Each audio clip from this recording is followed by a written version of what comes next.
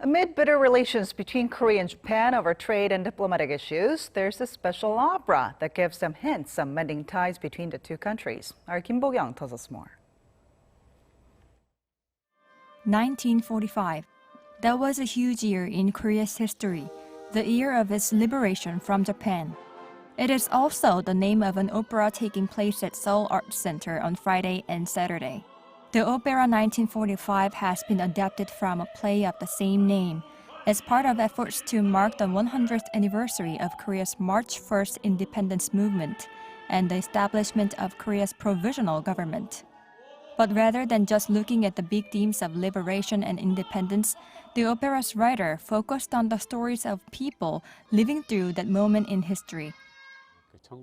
Instead of describing the year 1945 with just a few words and ideological and political events, I tried to look into the people who actually had to live through that time. The opera is set in a refugee camp for Joseon people in Changchun, China. Two main protagonists, Mitsuko and Buni, both suffered as comfort women, and even though they have different nationalities, they are close friends as they shared their painful memories.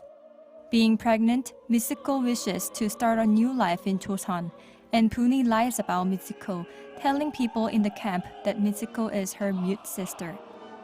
But as they are about to board a train that goes to Joseon, people find out the truth about Mitsuko. The scene where Buni and Mizuko couldn't leave the place even when the train comes is the most impressive and tragic because despite their wishes, they couldn't leave. Buni eventually stays with Mitsuko as the train for her homeland disappears into the distance, showing a strong bond formed between so-called enemies. This opera doesn't just tell the touching story of these two characters.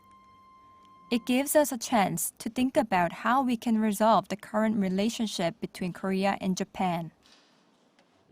Conscious citizens of both countries eventually will have to pursue coexistence and acknowledge we are living in this world together. This human drama leaves its audience with the message that people should look beyond the narrow definition of race and nationality and rather show empathy toward anyone who has suffered from an oppression. KIM Bo-kyoung, Arirang News.